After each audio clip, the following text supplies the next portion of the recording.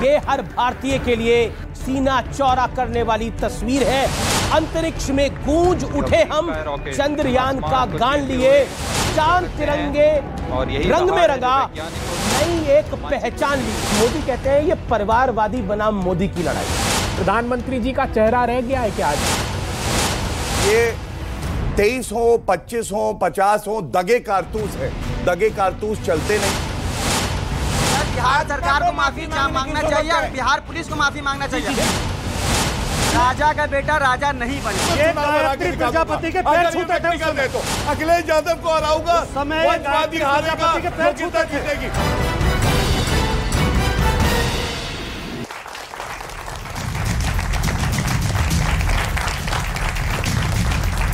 नमस्कार व्यूअर्स, मैं हूं अमीश देवगन। आज एक ऐतिहासिक घटना हुई है। इसरो ने चंद्रयान 3 मिशन को सफलतापूर्वक लॉन्च कर दिया है।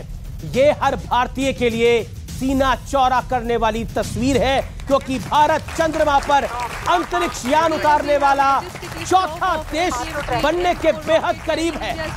तो आज देश के उन तमाम वैज्ञानिकों को अभिनंदन है जिनके चलते भारत ये कीर्तिमान हासिल कर रहा है।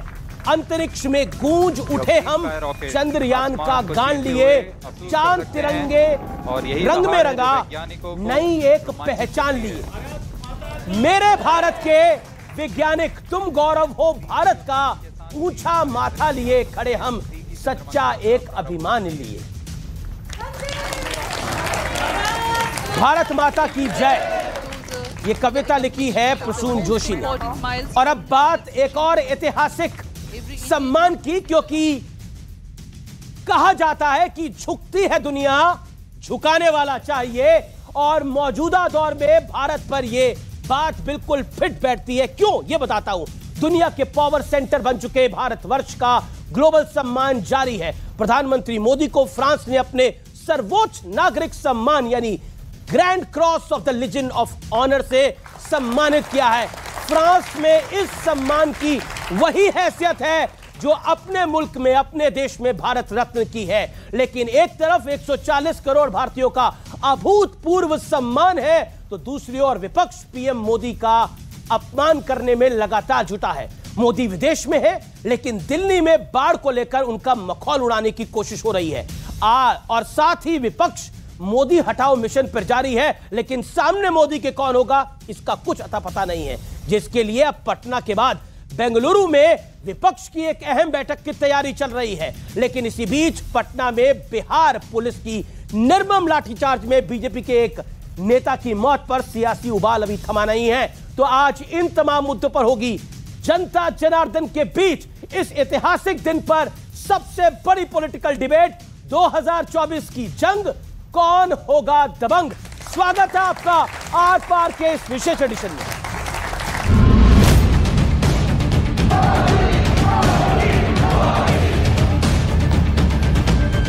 It was a beautiful speech and I'm crying because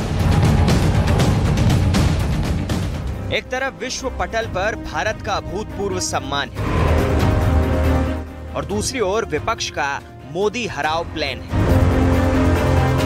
France ने अपने सर्वोच्च सम्मान grand cross of legion of honour से प्रधानमंत्री नरेंद्र मोदी को सम्मानित किया।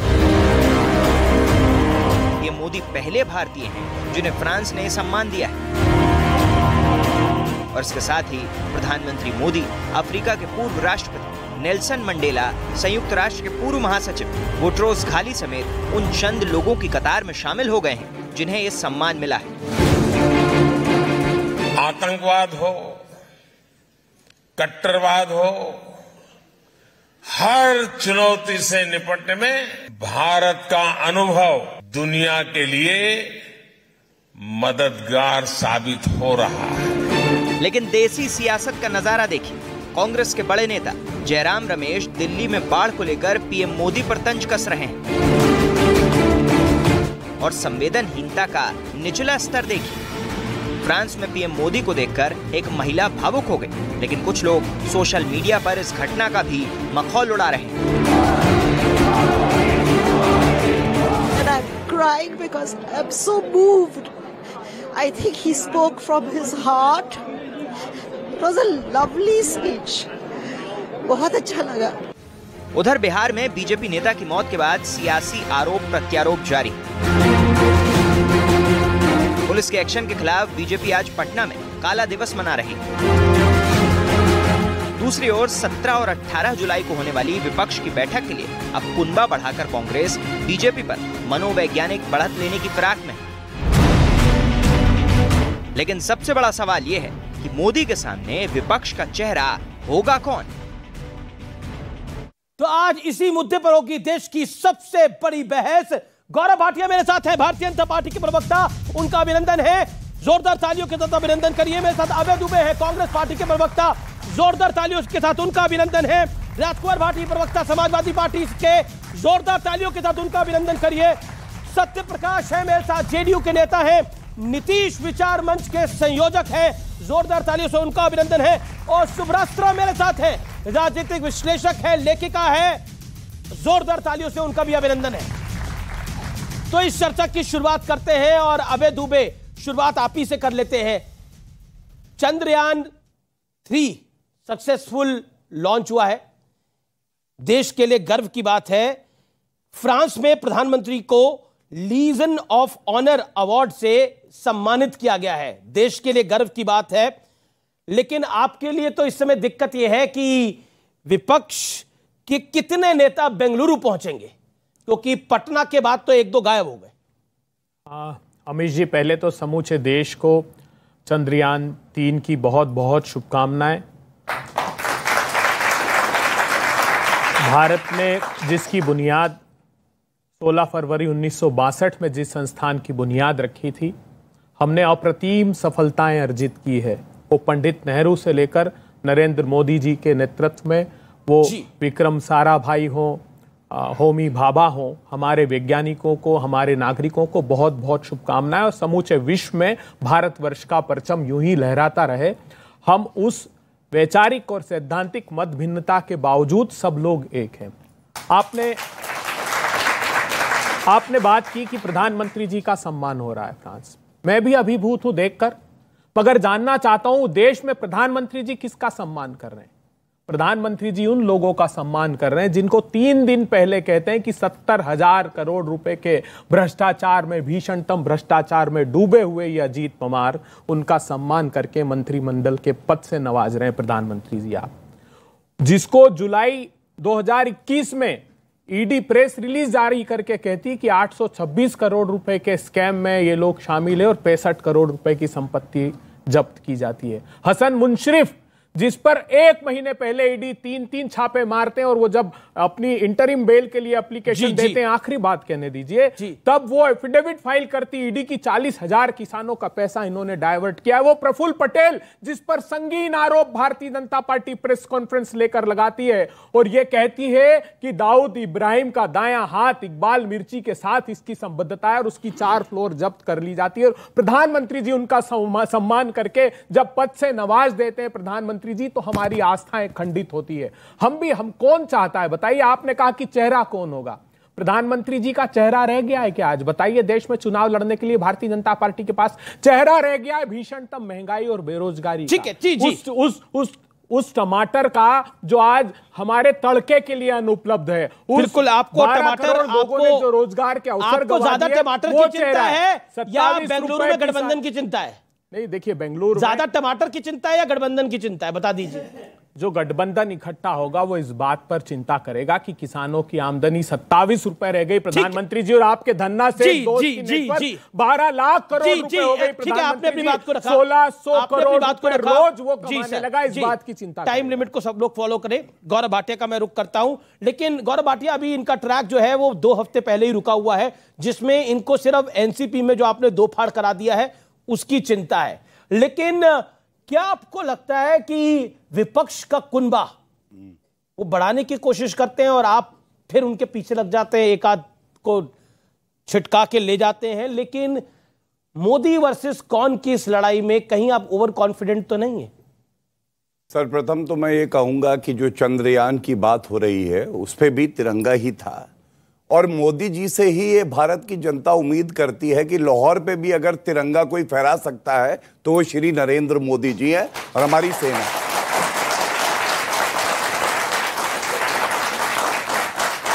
भारतीय जनता पार्टी का प्रवक्ता हूं लेकिन नागरिक हूं। मुझे बहुत दुख हुआ, इन्होंने कहा मोदी जी का चेहरा रह गया। ये वो लोग कह रहे हैं जिनका नकाब उठाएंगे तो एक परिवार के 3 सदस्य भ्रष्टाचार पे बेल पे बाहर है, जिन्होंने कोट्रोची चाचा को भगा दिया, वॉरेन एंडरसन मामा को भगा दिया, जिन्होंने 84 के दंगे कराए, जिन्होंने इमरजेंसी लगाई, और इन्हें नरेंद्र मोदी जी का चेहरा नहीं दिखाई दे रहा। एक बार जनता से पूछो जिन्होंने सर आंखों पे बैठाया है श्री नरेंद्र मोदी जी को। अभी आज की चर्चा में मैं महा ठगबंधन पे आऊंगा। ठगबंधन आपने सही कहा, उसी की तरह है कि गाड़ी चलती नहीं है, एक पहिया इधर एक पहिया उधर और गिर जाती है। लोग कहते हैं लेकिन एक बात है, फिर भी अपनी गाड़ी चलाने की कोशिश करें। आप बीच में पंचर करने की कोशिश करते हैं लेकिन वो फिर स्टेपनी लगाते हैं, फिर आगे बढ़ जाते हैं। अभी बोलिए, आपने ध्यान नहीं दिया। जी जी जी अमीर जी, गाड़ी चलने के लिए सबसे पहले तो इंजन होना चाहिए। इस गाड़ी में इंजन ही नहीं है, चलेगी कैसे? ठीक है। पंचर करने के लिए टायर होना चाहिए। मैंने अभी बताया कि जय कह रहे थे कि बिहार की महाठगबंधन की बैठक क्या हुई है, और उसके बाद अजीत पवार हमारे साथ आ गए महायुति में। स्टालिन भैया प्रेस कॉन्फ्रेंस करने से हट गए। अरविंद केजरीवाल ने कहा कि कांग्रेस अगर हमें समर्थन नहीं देती तो हम भी नहीं आएंगे। हर शादी में एक आध फूफा होता है। मैं बड़ी देखिए, हर शादी में एक आध फूफा होता है, आप समझते हैं ये बात को। अरे आप कहां चक्कर में पड़ रहे हैं? लेकिन शादी उसके बाद भी हो जाती है। सुनिए, नहीं, नो, मैं कोई फूफाओं के खिलाफ नहीं हूं भैया। देखिए, आपने लालू जी के मन की बात कह दी जी। फूफा है इसीलिए तो 52 साल का हो गया, लेकिन शादी नहीं हो रही है, ये आप जानते।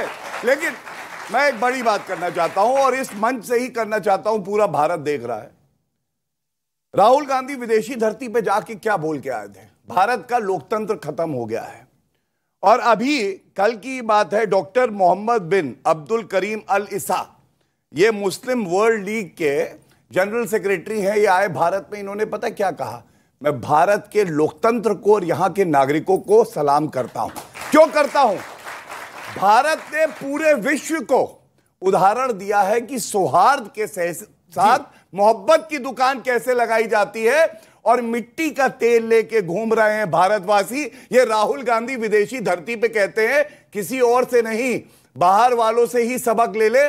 तुम्हें तो इस देश ने सांसद बनाया, तुम्हारे परिवार वालों को प्रधानमंत्री बनाया, तब भी भारत की बदनामी करते हो। ये कैसा हमारा सांसद था? अब तो सांसद रहे नहीं। कम से कम सीख उनसे ले जो इस्लामिक मुल्क से आते हैं, लेकिन हमारे लोकतंत्र का डंका पीटते और कहते हैं पूरे विश्व में सबसे मजबूत। लेकिन एक बात मैं कहना चाहता हूं, राहुल गांधी पे आपकी नजर बहुत रहती है। पहले उन पर नजर थी, उनके घर पे नजर थी, अब उनके किराए के घर पे भी नजर है आप लोगों की। देखिए, ये मतलब मैं आपको बताता हूं, कहीं तो राहत देंगे। एक सेकंड, मेरा एक लाइन का उत्तर दे, 5 सेकंड। देखिए, व्यक्ति का चरित्र बहुत अच्छा हो तो नजर रखो, क्योंकि सीखने को मिलेगा। और अगर बुरा है और भारत के खिलाफ कार्रवाई करे तो भी नजर रखो, क्योंकि गड्ढा को देगा। राजकुमार भाटी जी, राहुल गांधी जी पर व्यक्तिगत टिप्पणी की है तो एक बात की आश्वस्ति समूचे देश को देता हूं, राहुल गांधी अगर शादी करेंगे तो बगैर कोई व्यक्तिगत टिप्पणी नहीं करी। नहीं, गौरव भाटिया जी, लालू जी ने कहा, तो लीजिए, मैंने आपके बीच नहीं बोला, सुनने का साहस रखिए। लालू जी घोषित रूप से राहुल गांधी अपनी पत्नी को छोड़ नहीं देगा दरबदरों की ठोकर खाने के लिए। देखिए, ऐसा है, ये बता देता हूं, ऐसा है, ये व्यक्तिगत टिप्पणी है लालू जी का। जहां तक बात बताया, सुनिए, लालू जी ने कहा कि ये शादी, देखिए अब घबरा गए, घबरा गए। और सुनिए, राहुल जी की शादी पर चर्चा नहीं है। और सुनिए, जो नहीं, ये तो आदत है इनको, ये सुनिए, आदत है किसको छोड़ा, बात करने अगर मैं अभी बोलने लगूंगा तो इनका बुरा हाल हो जाएगा। अरे आपको गांधी तक भी जाऊंगा और उसके प्रधानमंत्री जी और एक महिला के सम्मान के लिए अब शब्द मत कहिए, ये जरूर इस मुझे लगता नहीं ये विषय को यही आप मेरा निवेदन मानिए। And this topic. Rajkumar Bhati को मैं लेके आता हूं। राजकुमार भाटी, पॉलिटिकल लड़ाई एक तरफ है, लेकिन जनता, ये जो जनता है और जो करोड़ों व्यूअर्स आपको देख रहे हैं, वो एक सवाल जरूर पूछेंगी, मोदी के सामने कौन? एक तो आपने शुरुआत की है चंद्रयान मिशन का सफल प्रक्षेपण हुआ, उस पर अभय दुबे जी ने भी बधाई दी, मैं भी बधाई देता हूँ। हर देश के हर नागरिक को गर्व होगा, हर सबको अच्छा लगेगा, खुशी होगी।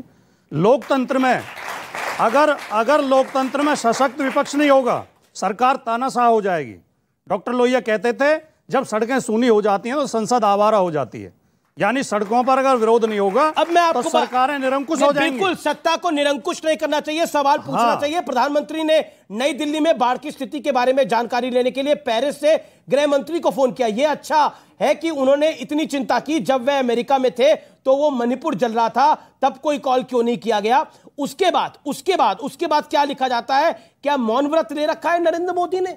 क्या आपको लगता नहीं है बाढ़ यहां पर एक समस्या है जिसको निपटने के लिए कई सारे लोग हैं, लेफ्टिनेंट गवर्नर है, गृह मंत्री हैं, दिल्ली के मुख्यमंत्री हैं, लेकिन सवाल पूछना चाहिए किससे पूछा किससे जा रहा है?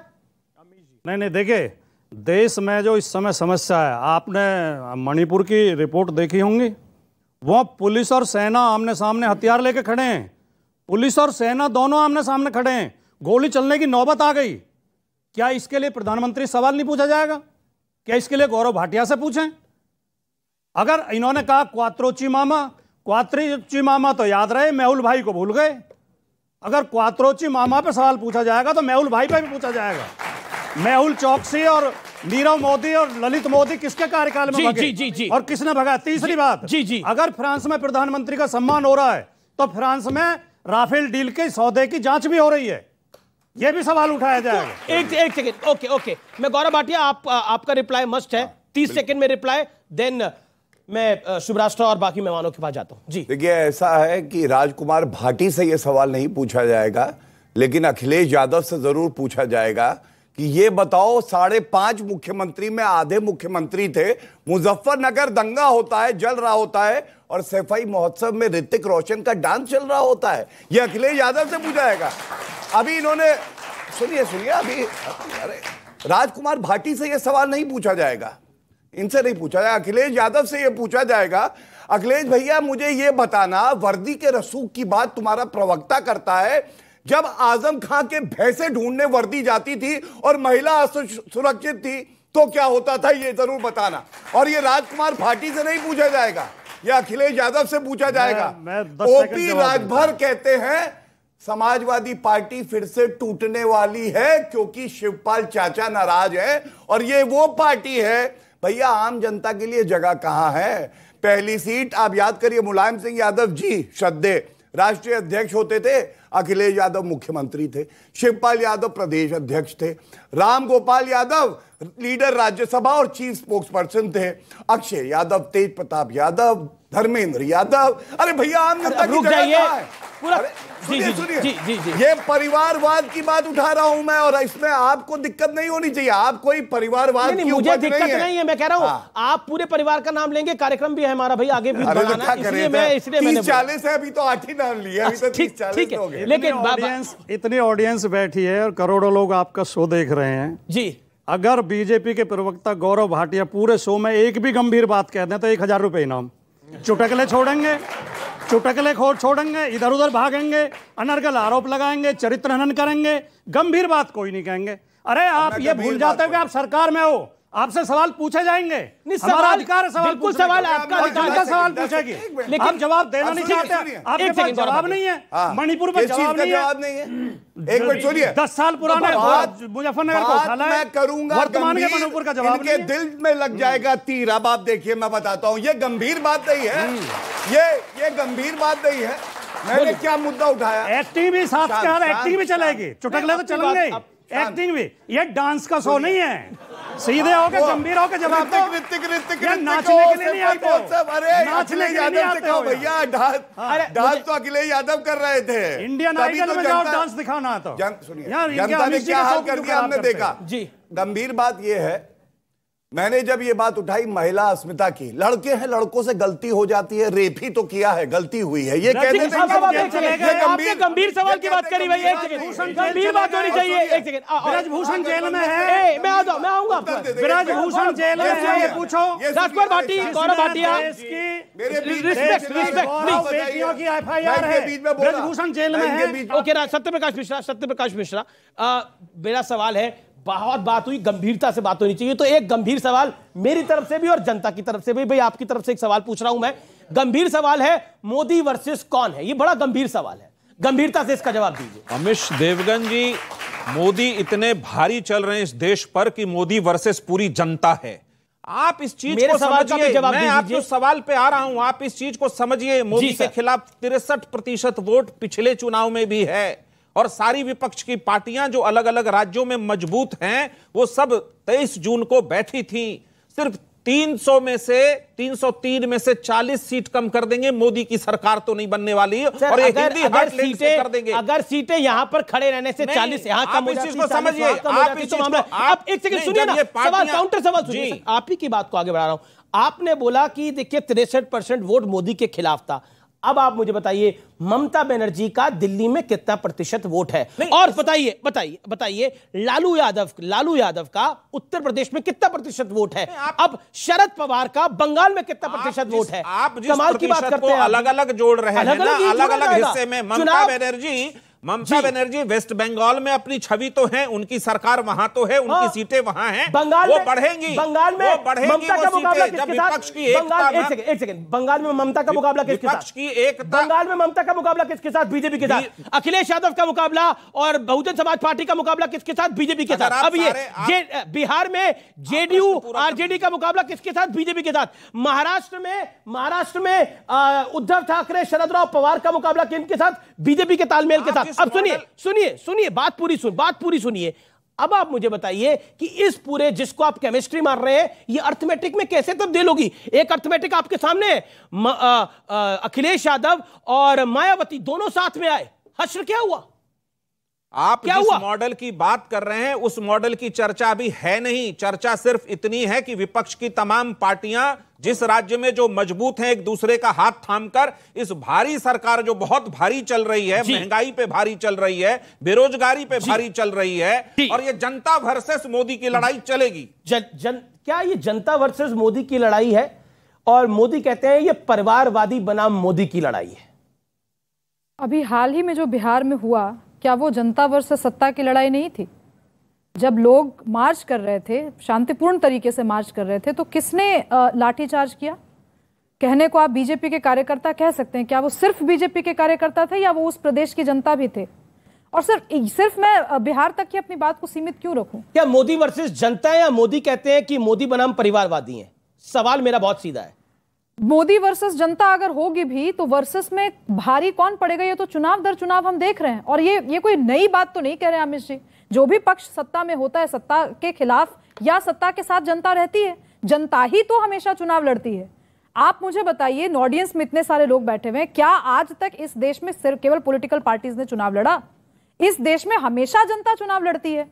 तो ये आज कुछ नई बात तो विपक्ष नहीं कह रही। जी, लेकिन क्योंकि बार बार परिवारवादी की बात हो रही है, तो मैं संजय सिंह, जो कि आम आदमी पार्टी के सांसद हैं, उनकी एक बाइट है, आज मैं वो सुनाना चाहता हूं। आपको भी सुननी चाहिए और व्यूअर्स जो कि स्क्रीन के उस पार हैं उन्हें भी सुननी चाहिए, और फिर उस पर मैं राय लूंगा। पूरा हिंदुस्तान चंद परिवारों के कब्जे में है। कश्मीर शेख अब्दुल्ला, फारूक अब्दुल्ला, उमर अब्दुल्ला, मुफ्ती मोहम्मद शहीद, महबूबा मुफ्ती, पंजाब प्रकाश सिंह बादल, सुखबीर बादल, हरियाणा चौधरी देवीलाल, ओम प्रकाश चौटाला, अभय चौटाला, भूपेंद्र हुड्डा, दीपेंद्र हुड्डा, महाराष्ट्र बाल ठाकरे, उद्धव ठाकरे, आदित्य ठाकरे, शरद पवार, सुप्रिया सुले, अजीत पवार, उत्तर प्रदेश मुलायम सिंह यादव, अखिलेश यादव, रामगोपाल यादव, शिवपाल यादव, बिहार लालू यादव, राबड़ी यादव, तेजस यादव, रामविलास पासवान, पारस पासवान, चिराग पासवान, झारखंड दुर्गा सुरेन, हेमंत सोरेन, शिबू सोरेन, उड़ीसा बीजू पटनायक, नवीन पटनायक, तमिलनाडु करुणानिधि, कानीमोई, स्टालिन, अलागिरी, कांग्रेस पार्टी, चाचा नेहरू, बिटिया इंदिरा, बेटवा राजीव, बेटवा संजय, बहू सोनिया, बेटवा राहुल, बिटिया प्रियंका, दामाद बाड्रा। अब आप बताइए, इस पार्टी को एक सेकंड आते तो बीजेपी के बिल्कुल, जवाब तो सुनिए। अब इनको भी आप बेंगलोर की बैठक में बुलाएंगे, इनको भी बुलाएंगे ना बेंगलोर की बैठक में, संजय जी को भी, मतलब आम आदमी पार्टी को भी। जवाब दीजिए। देखिए अमीश देवगन जी, पहले तो गंभीर सवाल आपने जयराम रमेश, ये गंभीर सवाल नहीं था। एक मिनट, अब आप बोलने नहीं देना चाहते। ये गंभीर सवाल नहीं था, आपने बोला पहले तो गंभीर सवाल। ये क्या गंभीर सवाल नहीं था? क्या परिवारवाद इस देश का गंभीर सवाल नहीं है? जिन जिन को लगता है गंभीर सवाल है, हाथ खड़ा करें आज। बताइए सर। अच्छा बताइए। और स्क्रीन के उस पार जो लोग इस समय टेलीविजन स्क्रीन को देख रहे हैं, वो ट्विटर पर, फेसबुक पर और इंस्टाग्राम पे थम्स अप लिख के भेजे, जिससे इस देश के नेता गणों को, सामान्य नेताओं को पता लगे कि परिवारवाद की बेला कितना बड़ा विषय है इस देश के अंदर। जवाब दीजिए। विषय है सर, गंभीर विषय है। मैं उस बात का भी जवाब दूंगा। मैं चाहता हूं कि जोरदार मुखरता से तालियां बजाएं और आज अमीश देवगन जी से अपेक्षा करूंगा कि प्रधानमंत्री नरेंद्र मोदी और भारतीय जनता पार्टी की उसी तरह आलोचना करें जिस प्रकार प्रतिपक्षी दलों की आलोचना की है। क्या प्रधानमंत्री जी ने सत्ता की भूख मिटाने के लिए कश्मीर में उसी मां बेटे की पार्टी से समझौता नहीं किया? अकाली दल के साथ कालांतर तक भारतीय जनता पार्टी जिसको परिवारवाद का आरोप लगा रही, उसके साथ समझौता नहीं किया? क्या शिवसेना के साथ सत्ता की भूख नहीं मिटाई?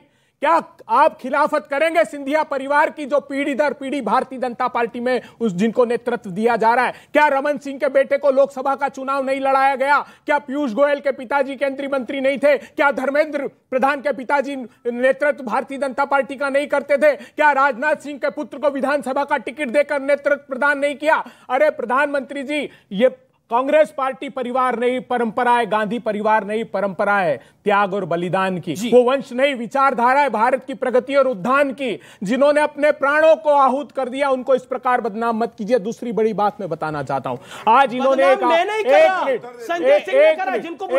अमीश देवगन जी एक धैर्यपूर्वक बोलिए ना। मैंने तो सवाल आपसे पहले पूछा, संजय सिंह को बुलाएंगे कि नहीं?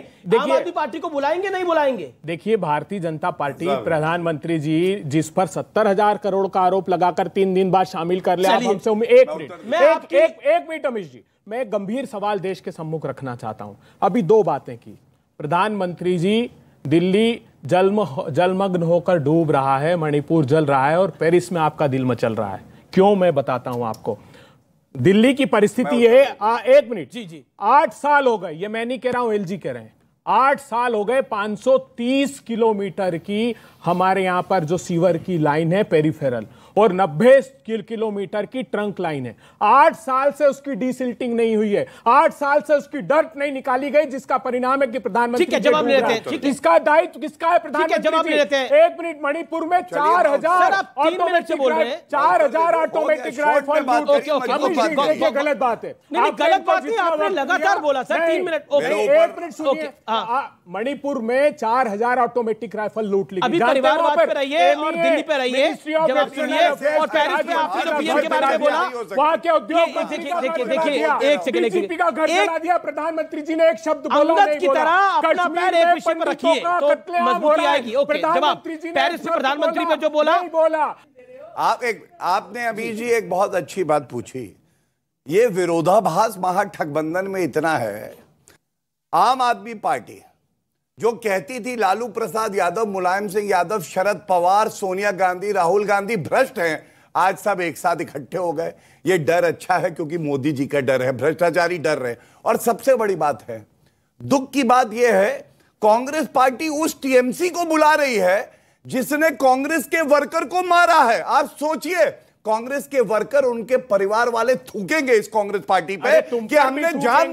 शांत। अब देखिए, अभी आपकी बारी आएगी। आपने नेशनली करप्ट पार्टी एनसीपी प्रधानमंत्री भाषण आपको बुरी लगेगी, आ गए। देखिए, मैं कहना नहीं चाहता हूं, एक कार्यकर्ता अपनी जान से खेल जाता है, कहता है मैं इस विचारधारा के साथ हूं, और ये पार्टी इतनी दोगली, इतनी दीमक वाली कि ज्यादा दोगला कोई नहीं देश के साथ खड़े नहीं हुए कभी। हालत देख लीजिए। जी। तो मैं इतना ही कहूंगा कि कम से कम जिन्होंने अपनी जान दे दी कांग्रेस पार्टी के लिए, टीएमसी को उस बैठक में ना बुलाइए उनके सम्मान में। और अगर नहीं कर सकते, देखिएगा, मैं अभी तक कहता था डबल डिजिट से सिंगल डिजिट की पार्टी बनेगी, ये पार्टी 0 अंडर पे आके ही रुकेगी। इनका चरित्र ऐसा है। तो फिलहाल आर पार में रुकेंगे एक ब्रेक के लिए, लेकिन ब्रेक के उस पार जनता के सवाल होंगे और नेताओं के जवाब होंगे। आप देख रहे हैं प्राइम टाइम का सबसे ज्यादा देखे जाने वाला कार्यक्रम आर पार। ब्रेक के बाद हाजिर होते हैं। जैसे ही और ये डिबेट अगर और ये गायत्री प्रजापति के पैर छूते थे उस समय, सामने खड़ा कर दो, ये गायत्री प्रजापति के पैर छूते थे उस समय। और अगर ना हार जाए तो कहना परिवार चिल्लाओ योग्यता जीतने नस फट जाएगी, नस गलेगी।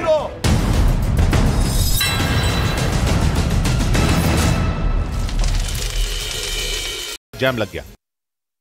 दिल्ली में बाढ़ लाने वाली यमुना नदी का पानी आईटीओ ब्रिज के पास पहुंच गया और पुरानी दिल्ली रेलवे स्टेशन की तरफ जाने वाला रास्ता पूरी तरह डूब गया, जिसकी वजह से लोगों की मुसीबत कई गुना बढ़ गई। आईटीओ ब्रिज से होते हुए पुरानी दिल्ली की तरफ जाने वाले रास्ते पर घुटनों तक यमुना नदी का पानी भरा दिखा। कश्मीरी गेट से पहले हनुमान मंदिर के आसपास सड़क पूरी तरह पानी में डूबी नजर आई। वहां से सामने आए एक वीडियो में 2 लोग एक स्कूटर को धक्के लगाकर पानी के बाहर ले जाते दिखे। दिल्ली में लोहे के पुल से पुरानी दिल्ली को जोड़ने वाला अंडरपास बाढ़ के पानी में डूबा नजर आया।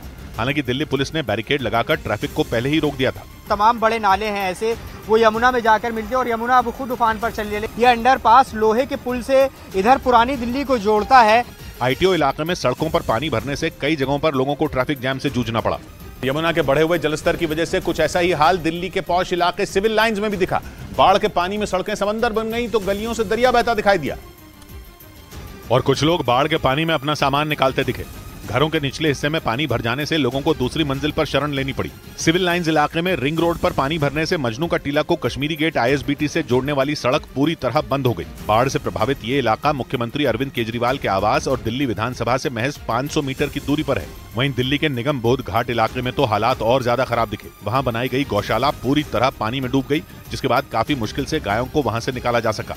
दिल्ली में यमुना नदी का सबसे रौद्र रूप लोहे के पुराने पुल के पास दिखा। हरियाणा के हथनीकुंड बैराज से छोड़े गए पानी की वजह से यमुना नदी का पानी 208 मीटर को भी पार कर गया, जिसके बाद ऐसा लगा कि यमुना का पानी पुराने लोहे के पुल को भी पार कर जाएगा और अपने साथ उसे बहा ले जाएगा। यमुना नदी में पानी की रफ्तार और हाहाकारी लहरों से खतरे को देखते हुए 3 दिन पहले ही पुल पर आवाजाही रोक दी गई थी। पुराने लोहे के पुल के पास अभी फिलहाल मैं खड़ी हूँ। ये पुराना लोहे का पुल है और आप देखिए नीचे यमुना और ऊपर पुल, कितना जरा सा फासला यहाँ पर बचा रह गया है। दिल्ली में राजघाट जाने वाली सड़क को पूरी तरह बंद कर दिया गया क्योंकि वहाँ घुटनों तक पानी भर चुका था। आईटीओ के नजदीक राजघाट जाने वाला रास्ता आप देख सकते हैं, ये बिल्कुल सर्विस चलती रोड थी। यहाँ पर पुलिस के कई अधिकारी यहाँ पर मौजूद हैं। यमुना नदी के बढ़े हुए जलस्तर ने एक ही झटके में दिल्ली के कई इलाकों में कोहराम मचा दिया। दिल्ली के मोनेस्ट्री, यमुना बाजार, यमुना खादर, मजनू का टीला, कश्मीरी गेट, सिविल लाइंस और यमुना बैंक मेट्रो स्टेशन तक बाढ़ का पानी पहुंच गया। हरियाणा के हथनीकुंड बैराज से पानी छोड़े जाने के बाद यमुना का जलस्तर बढ़ गया है। दिल्ली में यमुना खतरे के निशान से ऊपर इस वक्त बह रही है और जिसका असर निचले इलाकों पर भी पड़ रहा है। दिल्ली के कई इलाकों में यमुना का पानी घुस चुका है, तो वहीं मथुरा में भी लगातार यमुना का जलस्तर बढ़ रहा है। यहाँ यमुना लबालब भर चुकी है। 2 तस्वीरें इस वक्त आपके टीवी स्क्रीन पर हम आपको दिखा रहे हैं। पहली तस्वीर देखिए दिल्ली की है। इस तस्वीर में आप देखेंगे यमुना में कितना जबरदस्त तूफान आया है और दूसरी तस्वीर मथुरा से सामने आई। यमुना का जलस्तर यहाँ पर भी बढ़ता हुआ दिखाई दिया, यानी कि जो आसपास के इलाके हैं उनके लिए बहुत मुसीबत आने वाले समय में भी हो सकती है।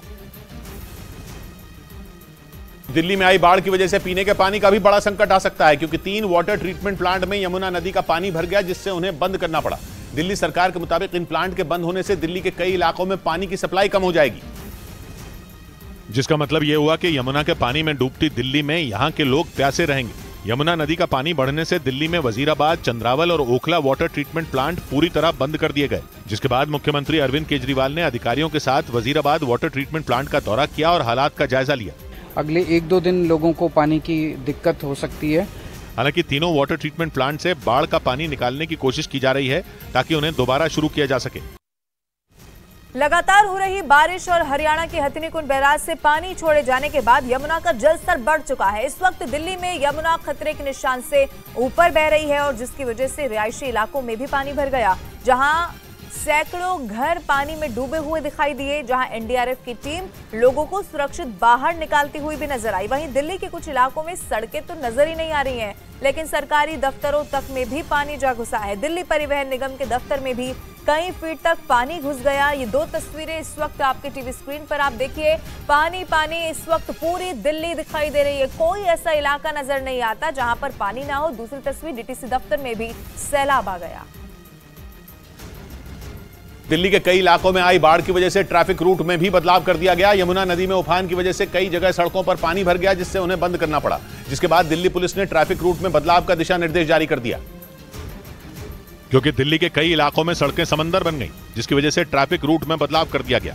यमुना नदी का पानी आने के बाद दिल्ली पुलिस ने Kashmiri gate, main road, ring road और भैरव मार्ग को बंद कर दिया। बाढ़ के पानी की वजह से आईपी फ्लाईओवर और चंदगीराम अखाड़े के बीच महात्मा गांधी मार्ग और कालीघाट मंदिर और दिल्ली सचिवालय के बीच महात्मा गांधी मार्ग को भी बंद कर दिया गया। वजीराबाद ब्रिज और चंदगीराम अखाड़े के बीच बाहरी रिंग रोड पर भी आवाजाही रोक दी गई। बाढ़ प्रभावित इलाकों से गुजरने वाली सड़कों पर दूसरे राज्यों से दिल्ली आने वाले कमर्शियल वाहनों की एंट्री भी रोक दी गई। हरियाणा के यमुनानगर में हथनीकुंड बैराज से एक बार फिर पानी छोड़ दिया गया, जिसने दिल्ली के लोगों को खौफ से भर दिया, क्योंकि हथनीकुंड बैराज से पहले छोड़े गए पानी की वजह से दिल्ली बाढ़ से जूझ रही है। और एक बार फिर हथनीकुंड बैराज से बड़ी मात्रा में पानी छोड़ दिया गया, जिसके कुछ ही घंटों में दिल्ली पहुंच जाने की संभावना जताई गई। और अगर ऐसा हुआ तो पहले ही बाढ़ से जूझ रही दिल्ली के हालात और बिगड़ सकते हैं। लगातार यमुना नदी का पानी बढ़ने से दिल्ली की सड़कें हों या गलियां समंदर में तब्दील हो गई। ऐसे में हथनीकुंड बैराज से आ रहा लाखों लीटर पानी मुश्किलें और बढ़ा सकता है। इस समय 1,51,000 क्यूसेक हम रिलीज कर रहे हैं। यमुना नदी का जलस्तर बढ़ने से दिल्ली के रिहायशी इलाके हों या निचले इलाके, सभी जगहों पर पानी ने ऐसा सितम ढाया कि लोगों का जीना मुहाल हो गया। लगातार हो रही बारिश और हरियाणा के हथनीकुंड बैराज से पानी छोड़े जाने के बाद यमुना का जलस्तर बढ़ गया है। इस वक्त दिल्ली में यमुना खतरे के निशान के ऊपर बह रही है, जिसकी वजह से रिहायशी इलाकों में भी पानी भर गया, जहां सैकड़ों घर डूबे हुए दिखाई दिए। एनडीआरएफ की टीम लोगों को सुरक्षित निकाल रही है। 4 तस्वीरें आपके टीवी स्क्रीन पर इस वक्त हम आपको दिखा रहे हैं। यमुना का जलस्तर बढ़ चुका है, सड़कों पर सैलाब आ चुका है, गाड़ियां अब नजर नहीं आ रही हैं, सिर्फ पहिए नहीं डूबे हैं, पूरी की पूरी गाड़ियां डूब चुकी हैं। डीटीसी दफ्तर में भी पानी घुस गया। तीसरी तस्वीर में आप देखिए और चौथी तस्वीर आप देखिए, अंडरपास ये था, लेकिन इतना पानी भर गया कि लोग यहां पर तैरकर इस अंडरपास को पार करते हुए नजर आ रहे हैं। सरकारी दफ्तर भी नहीं बचे हैं। दिल्ली परिवहन निगम के दफ्तर में कई फीट तक पानी पहुंच गया है, भर गया है। और ये 4 तस्वीरें इस वक्त दिल्ली की स्थिति क्या है उसे बयां करती हुई। यमुना नदी में आई बाढ़ ने दिल्ली के सोनिया बाहर इलाके में हाहाकार मचा दिया। नदी की चपेट में आकर पूरा इलाका डूब गया और पानी लोगों के घरों में घुस गया। वहां फंसे लोगों को निकालने के लिए पुलिस और एनडीआरएफ की कई टीमें जुट गई। और वहां से जो तस्वीरें सामने आई उनमें हर तरफ पानी ही पानी नजर आया। नदी से आया सैलाब सड़कों और गलियों को डुबोता हुआ लोगों के घरों में घुस गया, जिसकी वजह से कई परिवारों को छतों पर पनाह लेनी पड़ी। मुसीबत में फंसे उन लोगों को बचाने के लिए पुलिस और एनडीआरएफ की टीमों को गलियों में नाव उतारनी पड़ गई। नाव के जरिए वहां से सैकड़ों परिवारों को सुरक्षित जगहों पर पहुंचाया गया, क्योंकि आशंका जताई गई कि यमुना नदी के किनारे वाले इलाकों में पानी का स्तर और बढ़ सकता है। दिल्ली का सोनिया विहार इलाका यमुना नदी के बिल्कुल किनारे पर बसा हुआ है। ऐसे में नदी के रौद्र रूप को देखते हुए वहां रुकना खतरे से खाली नहीं। उफनती यमुना नदी के पानी में दिल्ली के उपराज्यपाल और मुख्यमंत्री अरविंद केजरीवाल के घर के आसपास भी घुटनों तक पानी भर गया, जिसकी वजह से उस इलाके में ट्रैफिक रोक दिया गया। क्योंकि हरियाणा के हथनीकुंड बैराज से छोड़े गए पानी की वजह से राजधानी दिल्ली की सड़कें डूब गईं। हालात इतने खराब हो गए कि दिल्ली के उपराज्यपाल और मुख्यमंत्री के घर के आसपास भी बाढ़ के पानी ने कोहराम मचा दिया। दिल्ली के मुख्यमंत्री अरविंद केजरीवाल के आवास के बहुत निकट है और यहाँ की आप हालात देखें। वहाँ की सड़कें जलमग्न हो गईं, जिसकी वजह से उन पर गाड़ियों का आना जाना रोक दिया गया, क्योंकि सड़कों पर हर तरफ बाढ़ के पानी का कब्जा हो गया। वो पानी इतना मैला दिखा कि उसके नीचे के गड्ढों और खुले मैनहोलों का अंदाजा लगाना नामुमकिन हो गया, जिसकी वजह से उन पर चलने का मतलब हादसे को दावत देना था। दिल्ली के यमुना बाजार इलाके में बाढ़ के बीच हैरान कर देने वाली कई तस्वीरें सामने आई, जिनमें कुछ लोग गले तक भरे पानी में गाय और भैंसों को बचाते नजर आए। और इस दौरान एनडीआरएफ के जवान भी उनकी मदद करने में जुट गए, क्योंकि यमुना नदी से आए सैलाब की वजह से दिल्ली का यमुना बाजार इलाका पूरी तरह से डूब गया और उसकी चपेट में कई गौशालाएं भी आ गईं। वहां फंसी गायों को बचाने के लिए इलाके के कुछ लोगों ने अपनी जान दांव पर लगा दी। गले तक भरे पानी के बीच वो लोग गायों भैंसों को निकालते नजर आए। बाद में उनकी मदद के लिए एनडीआरएफ की टीम भी पानी में उतर गई। काफी मशक्कत के बाद एनडीआरएफ के जवानों ने इलाके के लोगों के साथ मिलकर वहां फंसी सभी गाय भैंसों को सुरक्षित बाहर निकाल लिया। और इधर दिल्ली के कई इलाकों में यमुना का पानी घुसने की वजह से हालात बहुत ज्यादा खराब हो चुके हैं, जहां सड़कों पर सैलाब बहता हुआ दिखाई दिया। जिसके सामने आई तस्वीरों में चप्पा चप्पा तालाब बना हुआ दिखाई दिया। सड़कें तो नजर ही नहीं आई, दिखा तो सिर्फ और सिर्फ पानी, वो भी इतना कि कुछ गाड़ियां तो डूबी हुई दिखाई दी। सड़कों और नदी का फर्क ही खत्म हो गया। वहीं सरकारी इमारतों में पानी न घुसे, इसके लिए बोरियां लगाकर इंतजाम किए गए। दिल्ली की सड़क पर पानी उफान मारता हुआ दिखाई दिया, जिसने वहां से गुजरने वाले लोगों की परेशानी बढ़ा दी, मानो पूरा इलाका टापू में तब्दील हो गया हो, जिसके चारों तरफ सिर्फ और सिर्फ पानी ही पानी है। यमुना नदी का जलस्तर बढ़ने के बाद हरियाणा के करनाल में एनडीआरएफ और सेना ने मोर्चा संभाल लिया। वहां बाढ़ से प्रभावित इलाकों में जवान पहुंचे और नाव के जरिए लोगों को रेस्क्यू किया। साथ ही घरों में फंसे लोगों के लिए खाने पीने का सामान भी पहुंचाया गया। क्योंकि भारी बारिश और हथनीकुंड बैराज से पानी छोड़े जाने के बाद यमुना नदी का जलस्तर तेजी से बढ़ गया और करनाल के कई गांव पूरी तरह डूब गए। कुछ इलाकों से दहशत पैदा करने वाले वीडियो सामने आए, जिनमें कई घर दरिया में समाये दिखाई दिए। यही वजह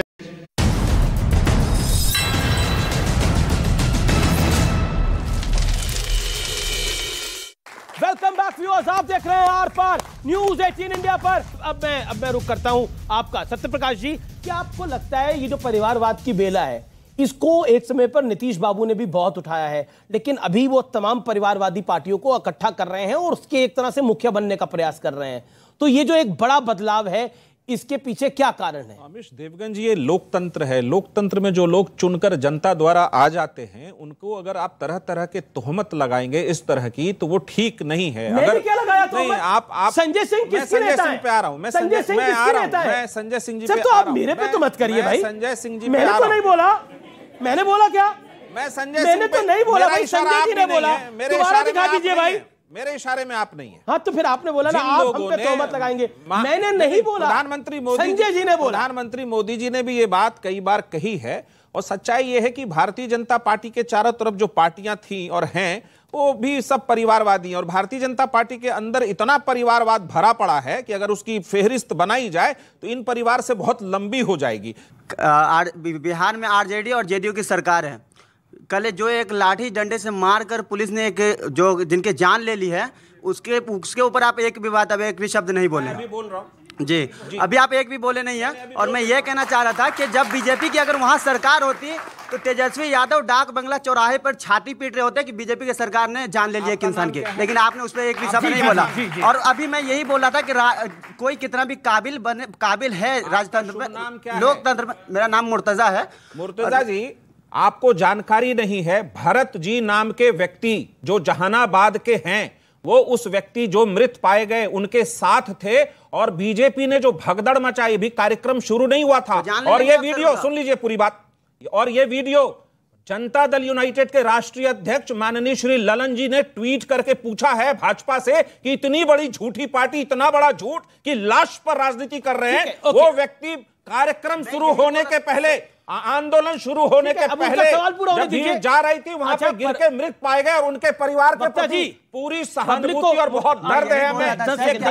भाजपा को माफी मांगनी चाहिए, उस व्यक्ति को मार दिया। इन्हें क्यों डांट रहे हैं? सरकार को मांगना चाहिए सर, बिहार सरकार को माफी मांगना चाहिए, बिहार पुलिस को माफी मांगना चाहिए। बिल्कुल, मैं ये बोला था कि राजा का बेटा राजा नहीं बनेगा। क्या बोला आपने? एक सेकंड सुने, क्या बोला आपने? राजा का बेटा राजा नहीं बनेगा। बिल्कुल, ये पब्लिक कह रही है भैया, राजा का बेटा राजा नहीं बनेगा। आज मैडम, ये एक युवा जी के मैडम, ठीक है, बुजुर्ग महिलाएं। मेरा सवाल चारों पार्टियों से है। पूरी जिंदगी कार्यकर्ता मेहनत करता है, लेकिन जब टिकट बंटने का टाइम होता है तो राजनेता के बेटे, दामाद, बेटियां, बहुएं, यही सब योग्य होते हैं। कार्यकर्ता कहाँ जाता है उस वक्त? कार्यकर्ता कहाँ जाता है?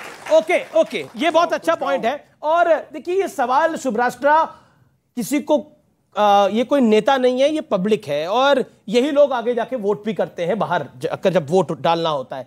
क्या आपको लगता है परिवारवाद कोई विषय नहीं है इस देश के अंदर? आपने मुर्तजा का बयान सुना अभी। मुर्तजा तो आम जनता की तरफ से एक आम युवा का प्रतिनिधित्व कर रहे हैं। आप देखिए किस तरीके से डांट करके उसको चुप करवाया गया। आप ये मत कहिए, उनको जानकारी नहीं, मैंने जानकारी दी, बीच में हल्ला हो रहा था, मुझे आवाज तेज करनी पड़ी। नहीं, आप अपनी बात रखिए। 40 सेकंड तो दीजिए जी। जिस प्रदर्शन के लिए पुलिस को पहले, प्रशासन को पहले इन्फॉर्म किया जाता है, प्रशासन से परमिशन ली जाती है, ये लोग अगर कहते हैं कि भारतीय जनता पार्टी ड्रामा कर रही है, तो उस ड्रामा का सूत्रधार तो आप स्वयं है ना। जब आपको पूरी इंफॉर्मेशन थी तो आपने फोर्स क्यों नहीं लगाई थी? क्या तेजस्वी यादव की पुलिस इतनी नकारी है? क्या तेजस्वी यादव का प्रशासन इतना नकारा है? हो भी सकता है क्योंकि उनके पास एडमिनिस्ट्रेटिव एक्सपीरियंस नहीं है, पढ़े लिखे भी कम है। मैं इसलिए बोल रही हूँ, मुझे पढ़े लिखे होने से फर्क नहीं पड़ता। इन्हीं के नेताओं ने कहा है कि अनपढ़ नेता को कैसे प्रधानमंत्री बना दिया, ये तो 9वीं फेल है। 9वीं फेल के हाथ में आप प्रशासन देंगे तो यही होगा। और आज ये कहा जा रहा है कि उनके परिवार वाले थे, वो तो भीड़ का हिस्सा ही नहीं थे, वो तो कार्यकर्ता ही नहीं थे। इस तरीके की बात बहुत ही शर्मनाक बात है। पूरी रिस्पॉन्सिबिलिटी अगर तेजस्वी यादव ले लेते तो आज अपने पिता से तेजस्वी यादव को क्यों बोल रही है? नीतीश सीएम है, क्या तेजस्वी सीएम है? क्या तेजस्वी जी ही डिफैक्टो सीएम है। आप आज किसी भी नॉर्मल व्यक्ति से बिहार में बात कर लीजिए, जनता हो या प्रशासन का व्यक्ति हो, ऑफ द रिकॉर्ड आपको आपने धो डाला है ये बात बोलकर। बोलिए भैया। देखिए, वहां गठबंधन की सरकार है जिसमें 6 पार्टियां हैं, माननीय नीतीश कुमार जी सीएम हैं और परसों विधानसभा में, और वो उप मुख्यमंत्री हैं। परसों विधानसभा में भाजपा का एक विधायक विधानसभा अध्यक्ष अवध चौधरी के सामने कुर्सी लेकर उठा, उस कुर्सी को वहां तोड़ा, फिर पेपर फेंका हवा में। ये चरित्र बता गया भाजपा का कि उसकी मंशा क्या है। एक मिनट श्रीवास्तव जी, वो चरित्र बता गया भाजपा की मंशा क्या है। और जब ये डाक बंगला तक पहुंचने की कोशिश में थे, जिस समय भगदड़ पहले भाजपा के कार्यकर्ताओं ने मचाया और वो विजय जी बीजेपी के कार्यकर्ता दंगा करने के लिए आए थे। एक वीडियो नहीं आप रिलीज कर पाए 24 घंटे के अंदर। आपको भेजा है, आप 24 घंटे में एक वीडियो रिलीज नहीं कर पाए आप लोग। आप राजीव रंजन जी के ट्विटर हैंडल पर जाइए, जनता दल यूनाइटेड के राष्ट्रीय अध्यक्ष ने वो वीडियो ट्वीट करके कहा है। जवाब राजा का बेटा राजा, जो बात वहां से आई मुर्तजा ने बोली, जो मुर्तजा ने बात कही, वो एक आम युवा की आवाज है। देश का पल्स यही है कि राजा का बेटा राजा नहीं बनेगा अगर वो काबिल नहीं होगा। जी सवाल एक सवाल लगातार ये पूछा जा रहे सवाल। ओके, सवाल किससे आपका? मेरा सवाल है गौरव भाटिया जी से। जी और बहुत मतलब गंभीर सवाल। हाँ बोलिए। आप लोगों को जो विपक्ष की जो गठबंधन है और जो बीजेपी का महागठबंधन है, आपको क्यों परेशानी हो रही है विपक्ष के गठबंधन से? गठबंधन तो आपका भी है सर, बीजेपी का भी तो महागठबंधन है। अच्छा सवाल, जोरदार तालियां इस सवाल के लिए। गठबंधन तो आपका भी है, उनके गठबंधन को ठगबंधन क्यों कहते हैं? और आपका गठबंधन जिसमें भी कई और परिवारवादी हैं, एक और परिवारवादी बादल फैमिली को भी आप लेके आना चाहते हैं, तो आपका गठबंधन पाक साफ, ये अबे दुबे बेचारे का गठबंधन खराब है, ऐसा क्यों? मैं बता रहा हूं जी। देखिए, सबसे पहले तो एक बात कहूंगा, परिवारवाद की बात हो रही थी, यहां जनता में तमाम ऐसे युवा बैठे हैं, महिला बैठी हैं, जो अगर सपना देखेंगे देश का प्रधानमंत्री बनना है या पार्टी का अध्यक्ष बनना है, भारतीय जनता पार्टी में तो संभव है, यहां चांस नहीं लगेगा। हमारी पार्टी ने कभी एक परिवार के 2 सदस्य ऐसे नहीं है जो अध्यक्ष बने या प्रधानमंत्री। अटल बिहारी वाजपेयी जी और नरेंद्र मोदी जी एक परिवार से नहीं आते। अध्यक्ष जब से पार्टी बनी है तब से एक परिवार का कोई नहीं है। आपने कहा मुझे क्या समस्या है भाजपा को दूसरे के ठगबंधन से, हम उसे ठगबंधन कहते हैं। मैं आपको क्यों कहते हैं ये सवाल मैं बिल्कुल अभी बताऊंगा इसी सेगमेंट में।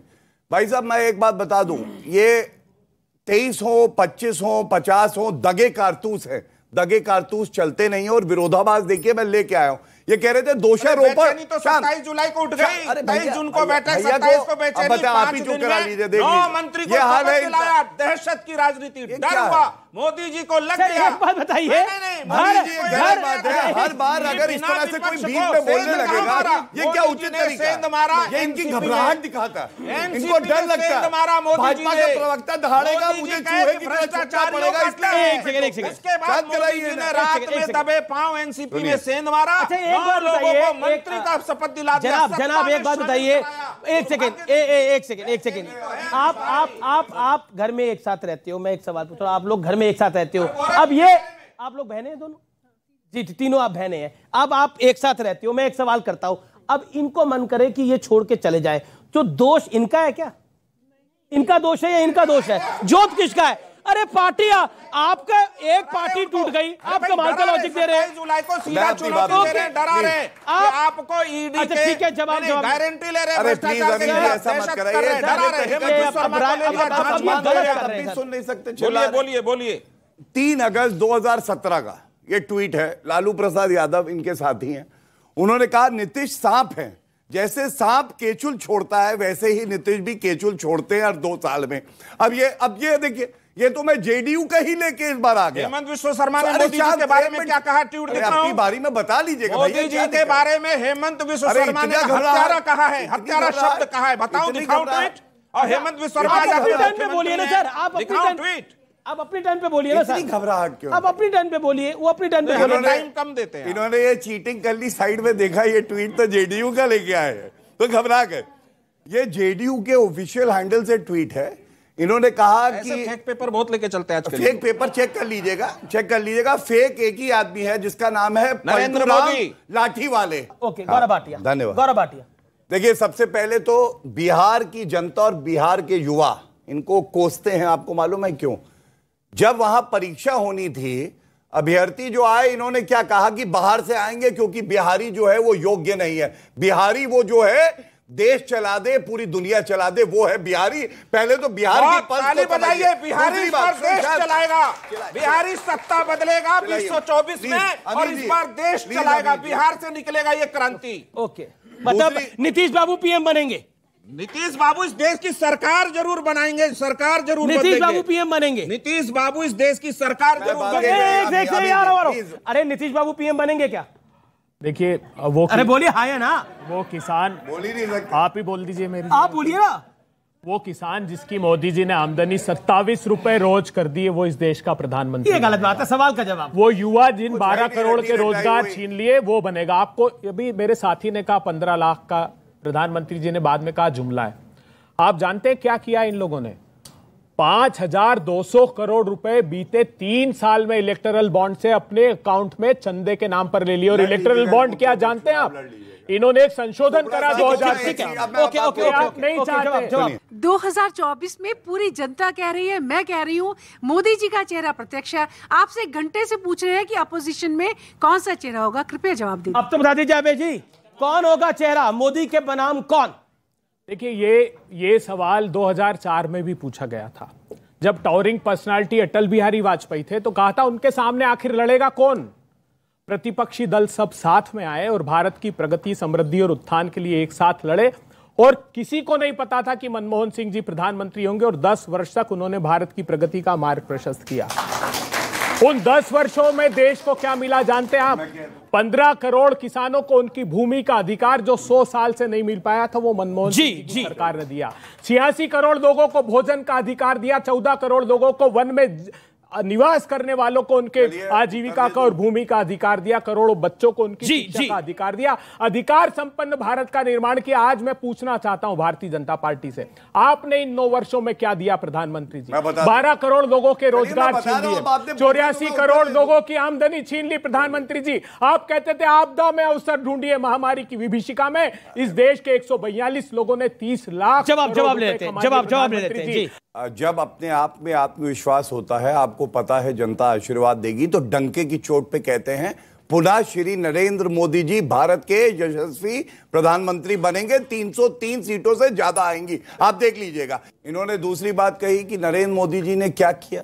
मैं आपको बताना चाहता हूं, आर्टिकल 370 टेम्पररी था, 70 साल ये लोग हटा नहीं पाए, नरेंद्र मोदी जी ने हटा दिया।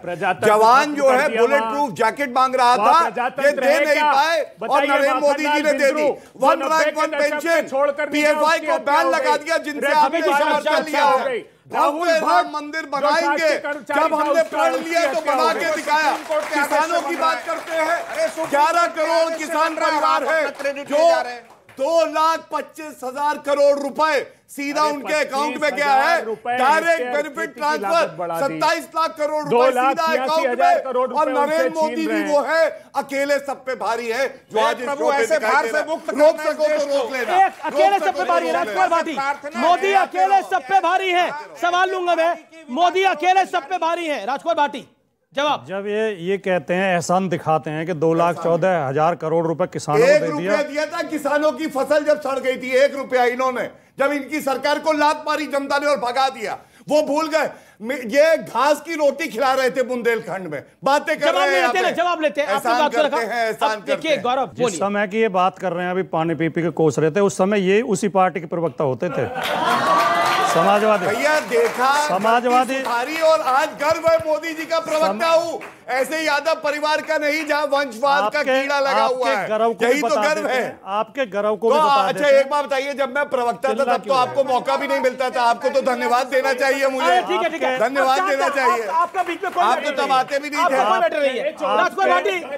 जवाब देने के लिए इनके गर्व और स्वाभिमान को भी बता देता हूँ। 2017 तक उत्तर प्रदेश में समाजवादी पार्टी की सरकार थी, ना इनका गर्व जागा ना स्वाभिमान जागा। फरवरी में छोड़ी समाजवादी पार्टी, जैसे ही और सरकार खुशबू की ऐसी पार्टी छोड़ दी जहां बलात्कारियों को मंत्री बनाया जाता था। गायत्री प्रजापति को पूछिएगा इनसे, जैसे ही सर और ये डिबेट अगर और ये गायत्री प्रजापति के पैर छूते थे उस समय, सामने खड़ा कर दो, ये गायत्री प्रजापति के पैर छूते थे उस समय, तो अखिलेश यादव को हराऊंगा, उस समय गायत्री प्रजापति के पैर छूते जीतेगी, खड़े कर देना अखिलेश यादव को। ठीक है, जहां चुनाव लड़ेंगे अखिलेश यादव को हरा दूंगा। ठीक है, जवाब नहीं, व्यक्तिगत टिप्पणी कर रहे, आप सुन रहे। अरे मैं तो इनकी चर्चा भी नहीं कर रहा, ये तो इस लायक नहीं है कि इन पे चर्चा की जाए। अखिलेश यादव की बात कर रहा हूं, एक प्रवक्ता इतना भारी है, पार्टी के लीडर पे बात कर रहा है और ये व्यक्तिगत टिप्पणी कर रहा है। 40 सेकंड अधिकार है उनको बात नहीं तो व्यक्तिगत टिप्पणी करने के लिए बुलाया, किसी को अधिकार नहीं है, किसी को अधिकार नहीं है। आप तो मुस्कुरा रहे, अरे ये अरे वो कहते हैं हम आपके साथ मिले हुए हैं, आपके साथ हम नहीं कहते हैं, हम तो कह रहे हैं जनता के साथ मिले हुए हैं जी, जनता के साथ हम जनता के साथ हैं जी। जी बोलिए बोलिए बोलिए। ये बौखलाहट मुझे अच्छी लगी, इतनी बौखलाहट रहनी चाहिए चोरों के अंदर। अखिलेश यादव चोरी करते हो और अगर ना हार जाए तो कहना परिवार चिल्लाओ चिल्लाओ चिल्लाओ, योग्यता जीतने नस फट जाएगी, नस गलेगी, नस फट जाएगी, ये अस्पताल में एडमिट कराना पड़ेगा। पंचर हो गई साइकिल फिर भी लगे हुए हैं, अरे भैया पहिया बदल लो, ये खूनी पंजा आया तब भी हार गए, बुआ जी आई बबुआ गोदी में बैठे तब भी हार गए। वो वाक्य मैं पूरा करूंगा जो इन्होंने करने नहीं दिया, और फिर दो गंभीर बात कहूंगा।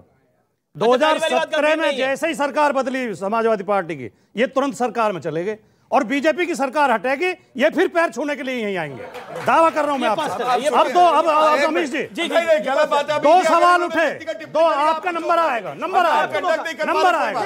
नहीं अमीश जी, मेरी बात मुझे कम से कम समझ, आपको दे रहा हूं, आपको दे रहा हूं, इनसे अलग हटके बोल रहा हूं, आपके पास के बारे में नहीं बोल रहा, मुझे बोल अब जो 2 सवाल व्यक्तिगत टिप्पणी अगर आपको ऐसे डिबेट करा दिया, आप कराइए, आप अपनी बात को रखिए, आप अपनी बात को रखिए।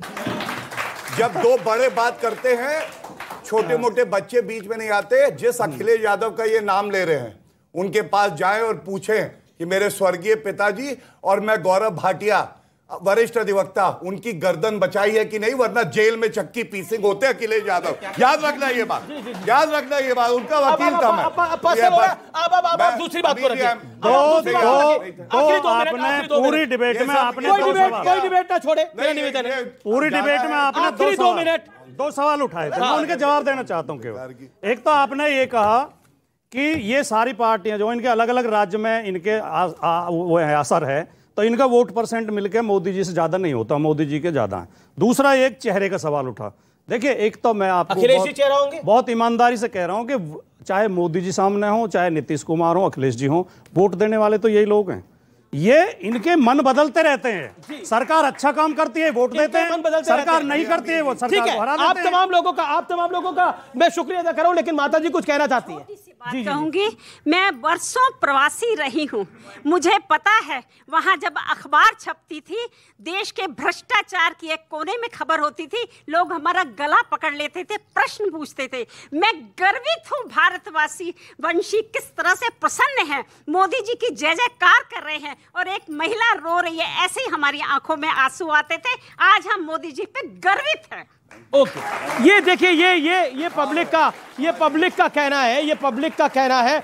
और व्यूअर्स, अब बात पूरे भारत को गौरव से भर देने वाले पलों की।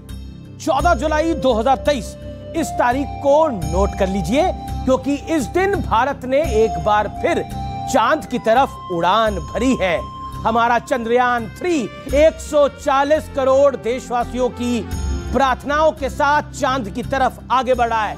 श्रीहरिकोटा के सतीश धवन अंतरिक्ष केंद्र से दोपहर 2:45 और 17 पर चंद्रयान 3 को सफलतापूर्वक लॉन्च कर दिया गया।